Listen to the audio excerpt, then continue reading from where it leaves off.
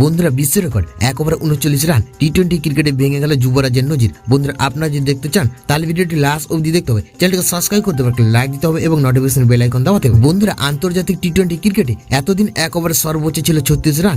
2007 সালের বিশ্বকাপে স্টুয়ার্ট ব্রডের 1 ওভারে 6টি ছক্কা মেরেছিল যুবরাজ সিং।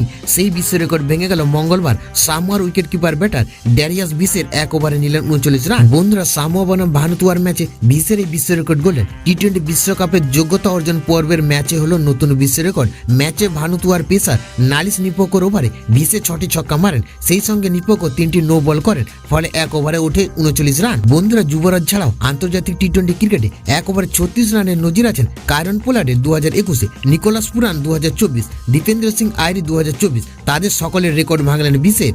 বন্ধুরা 15তম ওভারে বল করতে আসেন নিপিকো, সেই ওভারের প্রথম 3টি বলে ছক্কা মারেন তিনি। এরপর নো বল করেন নিপিকো, সেই বলে রান নিতে পারেনি বিসের। চতুর্থ বলটি ছক্কা মারেন তিনি, পরের বলটি রান হয়নি।